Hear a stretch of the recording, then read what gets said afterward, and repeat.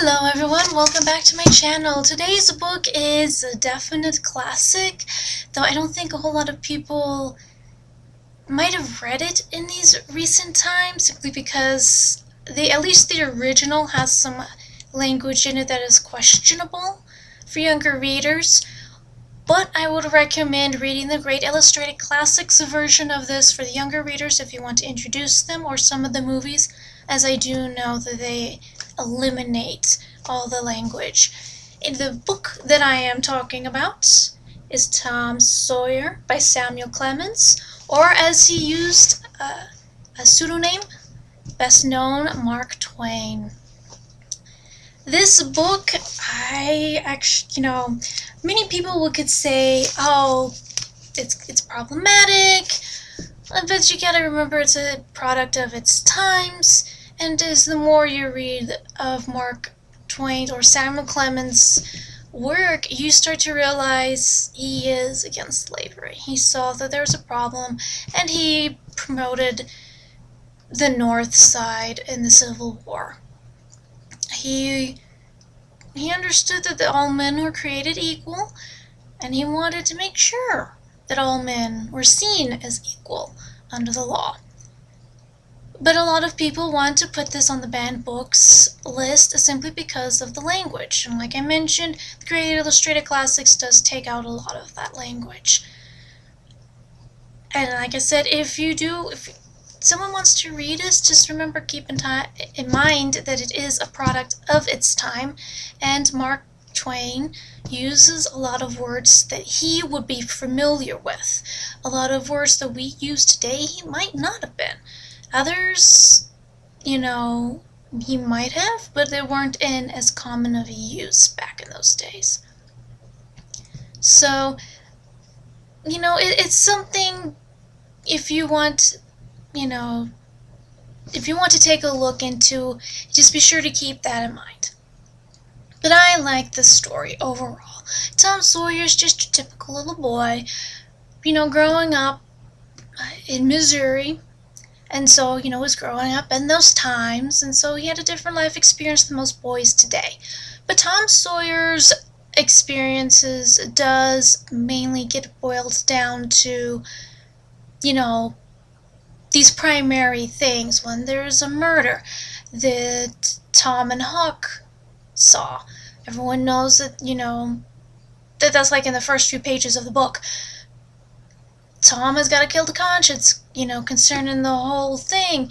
There's, revealing who the killer is. There's the whole thing. Well, a lot of that's not exactly shown a lot in the movies because it would be considered animal cruelty. But it's, Tom spoon-feeding the cats some medicine. And that's showing up in everything. What they don't show is the other thing he does, which is place a tick on a dog. The way that's described, you feel bad for the dog and, everyone around them. But it's hilarious. It's just, when you read it, you're just laughing out loud because you are seeing this from the perspective of a little boy. So of course you're going to find it funny. But then as the story progresses, Tom starts to mature, and then comes the whole cave incident, and he has to really mature a little bit in order for him to get out of the cave, and then to go back into the cave and finish up the whole story and have everything taken care of and have it end on a happy note.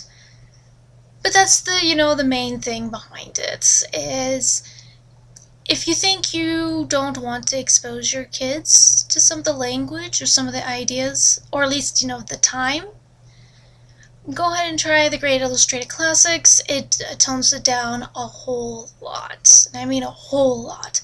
I didn't realize how much it toned down until I actually read the full unabridged version. And you're like, whoa, there's a lot in here.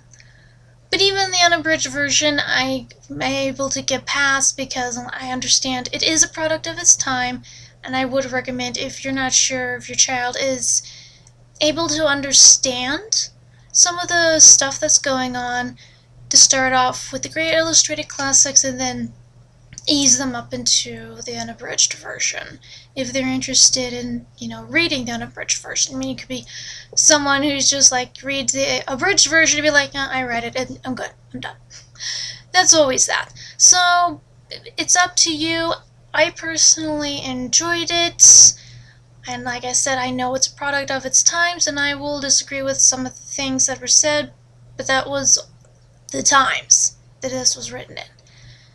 And people need to keep that in mind.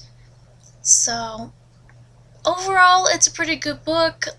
I will admit that I prefer the Great Illustrated Classics just a little bit better because it doesn't seem as rough for trying to get all the different accents in the book. So it reads a little bit better that way. At least I think. It comes off a little bit better. And like I said, the movies are pretty good as well. So definitely check those out. Alright, thanks so much for coming by. Hope you like this. If you do, in fact, check out this book, I hope you enjoy it. It's just simply the story of a boy, going through life and starting to grow up, and, the events that eventually push them on the road to maturity. I say push him, he doesn't exactly reach it by the very end, but, he's starting to go in the right direction. So, like I said, if you don't like it, that's fine. There's going to always be another book that you can like. Alright, thanks for coming by.